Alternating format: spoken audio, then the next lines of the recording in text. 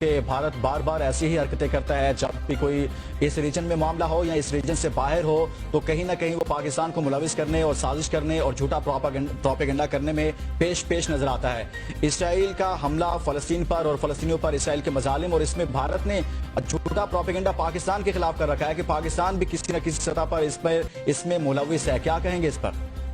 جی، ہندوستان سے تو آپ نے کیا گلہ کرنا ہے یا میں نے کیا گلہ کرنا ہے؟ وہ تو دشمن ہے، اس نے تو یہی کرنا ہے، وہ تو ڈے ون سے یہی کر رہا ہے، آئندہ بھی یہ کرے گا، اس سے توقع بھی یہ رکھنی چاہیے۔ لیکن اصل چیز جو تشویش کی ہے وہ تو یہ ہے کہ ہندوستان جن خبروں کو بنیاد بنا کر پاکستان کو بنیاد کر مورد الزام اٹھانے کی کوشش کر رہے ہیں، وہ خبریں ہمارے اندر سے سوشل میڈیا پہ لوگ بیٹھے ان کو آگے بڑھاتے ہیں، اور اس میں کچھ وہ لوگ ہیں جو پاکستان میں بیٹھے ہیں، بہت سارے ان کے سوشل میڈیا ہینڈلرز باہر بیٹھے ہیں، انہوں نے روزانہ ان کا وتیرہ یہی ہے کہ کوئی نہ کوئی ایشو بنا کے اس میں پاکستان کو، پاکستان کے ریاستی اداروں کو بدنام کرے، اور یہ ہماری اس وقت قومی سلامتی کے لیے بہت بڑا ایشو ہے۔ اس سوشل میڈیا کو کنٹرول کرنا بہت ضروری ہے، اور اس کو کنٹرول جب تک نہیں کریں گے یہ ان حرکتوں سے باز نہیں آئیں گے، کیونکہ ان کا پولیٹیکل ایجنڈا ہے۔ یہ ایک آپ ہم سب کو پتہ ہے کہ کس مائنڈ سیٹ کے لوگ ہیں، پولیٹیکل سوچ کے لوگ ہیں، ایک سیاسی جماعت سے زیادہ منسلک یہ لوگ ہیں، وہ اپنا غصہ اور نکالنے کے لیے اور اپنی سیاسی جماعت کی حمایت میں یہ بھی نہیں دیکھ رہے کہ اس سے ملک اور ریاست کو کتنا نقصان ہو رہا ہے۔ ابھی جس خبر کی اب بات کر رہے ہیں، پاکستان کا سٹانس ڈے ون سے بہت کلیئر ہے